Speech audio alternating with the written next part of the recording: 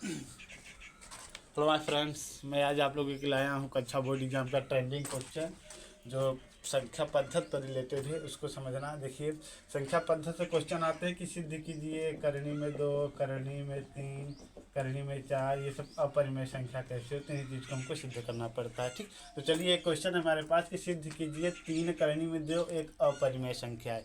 पहली बात तो अपरिमेय संख्या समझ लीजिए कि करनी में वे संख्या है जिनका मान निश्चित रूप से नहीं निकलता, उसे करनी में 4 को हम परिमेय कहते हैं, क्योंकि इसका मान 2 हो जाता है, बाकी इनका मान निश्चित रूप से नहीं निकलता है, तो इनको हम अपरिमेय कहते हैं। और अपरिमेय संख्या के साथ चाहे जोड़िए, चाहे गुणा करिए, चाहे भाग करिए, चाहे घटाना, कुछ भी करिए, वो हमेशा अपरिमेय होता है। इसी को हमको सिद्ध करना है। ठीक है, तो चलिए क्या करते हैं, इसके विपरीत हम लोग मानते हैं कि माना 3 करनी में 2 एक अपरिमेय संख्या है, क्योंकि हमें सिद्ध करना तो हमें विपरीत मानना पड़ेगा। मानने के बाद 3 करनी में 2 के बराबर ए बटा क्यों रखेंगे, ए बटा बी इसलिए रखेंगे क्योंकि ए बटा बी हमारा किस में चलता है, ये चलता है परिमेय संख्या में। परिमेय संख्या की परिभाषा ये कहती है ना कि वे संख्या जिनको ए बटा बी या पी अपन क्यू के रूप में लिखते हैं, वही चीज़ है। ठीक, जहाँ ए बी क्या होते हैं, पूर्णांक होते हैं, और ये सहअभाज्य संख्याएं होती हैं।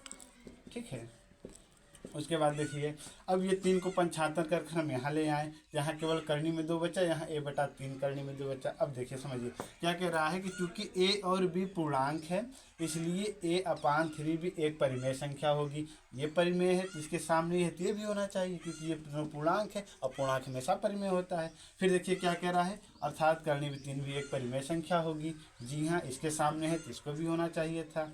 ठीक, आगे देखिए क्या कह रहा है, करनी में 2।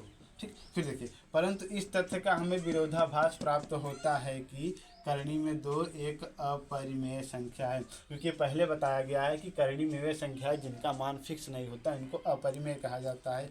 ठीक है, फिर देखा क्या कहता हूँ, हमें यह विरोधाभास हमारी गलत कल्पना के कारण प्राप्त हुआ है कि 3 करनी में 2 एक परिमेय संख्या है, अतः हम यह निष्कर्ष निकाल सकते हैं कि 3 करनी में 2 एक अपरिमेय संख्या है। बस इतना छोटा सा कंसेप्ट हमें लिखना है। बोर्ड एग्जाम में 4 नंबर का क्वेश्चन हर साल पूछा जाता है, इसको अच्छे से तैयार कर लीजिए।